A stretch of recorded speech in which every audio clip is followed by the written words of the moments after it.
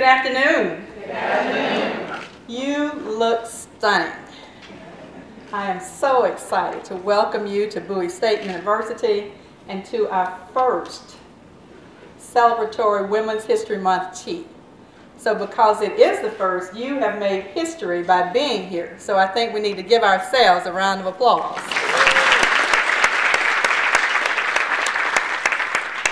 We want to extend a special welcome to our guest of honor this afternoon, Ms. Rosa Johnson Butler.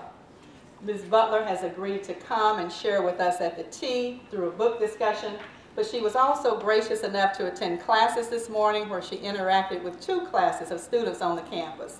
So it's so gracious of her to give of her time not only to us, but to our students who can learn so much from her and the path that she has walked. So thank you, Ms. Butler, for that.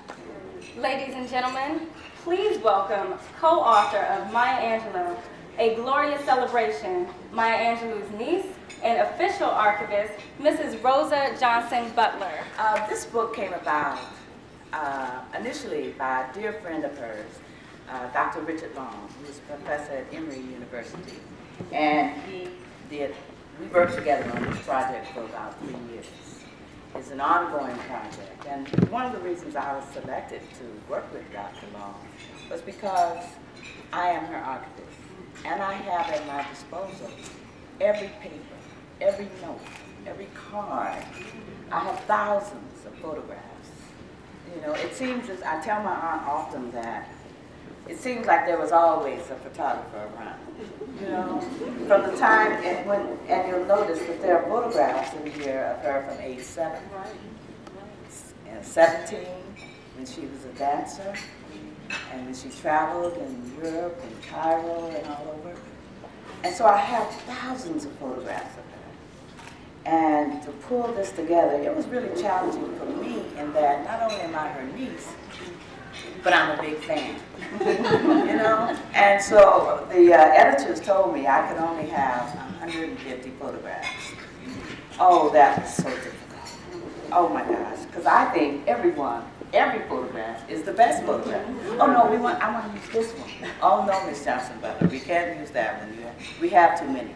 So after the first year, I think I had about 300 photographs that I was insisting on using. And I wanted certain ones to be the cover. But no, you know, you can only do so much. So over time, many trips back and forth to New York, I whittled it down to this select few that we have here. And it's just been a real lovely journey for me, you know. Not only to be her archivist, that was at first was a big thing for me because Dr. A, as some call her, as you see from the book, she's been involved in our lives for a long time. And so I'm in the middle of reading, trying to organize her letters, and there are letters there from Malcolm X, and letters there from Dr. King, and letters there from Dr. Haidt, and James Baldwin, and I'm supposed to be organizing everything, and I'm in the letters, you know? I really had to challenge myself and say, okay now, Rosa, just do the work, you know? But it was real challenging for me, and also so rewarding. I just wanted to mention that even though Ms. Johnson Butler got her degree at a fairly late age, but she also, as part of that, she also studied at Oxford, and she also studied at the Smithsonian here in Washington. And she actually has works on display in the Smithsonian. So she's quite accomplished in her own way. I'm in her presence practically every day. And I am constantly in awe of her wealth of knowledge and her willingness to share. Constantly. If we're just sitting having coffee, she'll drop a seed, some huge seed of wisdom, you know. So it's a constant learning experience for me. And I look at people that come near and come around and come to the parties, and it's like everyone, Oprah says whenever she calls, she wants to have a notepad and pen at the phone, at the ready, because you know Dr. A is going to give up some little bit, some nugget of wisdom. And in her latest book, the Letter to My Daughters, it consists of nuggets of wisdom gleaned from her travels and her experiences that hopefully will inspire us to keep on keeping on. Communicate honestly with one another. Communicate with your mate. Communicate with your family, with your friends. Communication is the utmost important. Honest, open communication. Because nobody can read your mind. We can't read each other's mind. And we have these unrealistic, oftentimes, unrealistic expectations of one another. Whereas if we feel safe enough within ourselves and secure enough within ourselves to communicate, it will help break down a lot of the barriers. Don't you think? I think so.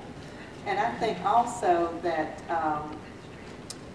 understanding that tomorrow things might change, and understand that as the book says, we're in process. That we're in process. And I think often when you encounter someone, or you have an interaction with someone, you see that person as being static, and you think that that's where they're going to be all the time.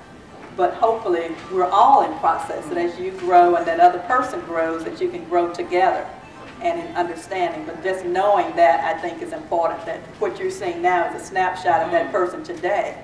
But as they are in process, that they are subject to grow. In fact, you want them to grow. We all want to grow and develop, and so hopefully, that understanding will help you to weather those changes and seasons of life a little more.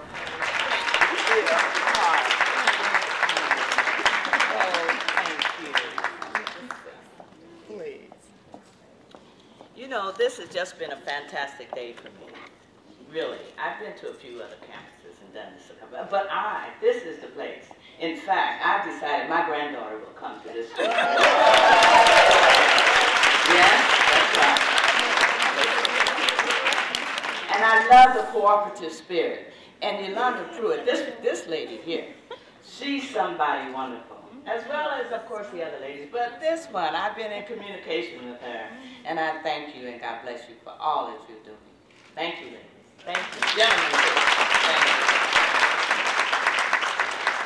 you. What I hope readers to get out of this book is that you never stop. Keep getting up. Keep pressing forward and do the work. That's the whole theme of Dr. Angelo's work, in fact, is that you just keep pressing forward to fulfill your dreams and your wishes. So that's what I'm hoping, ultimately, that this book will provide. Ms. Butler, thank you so much for your time. Please, it's my pleasure. Thank you. God bless. Thank you.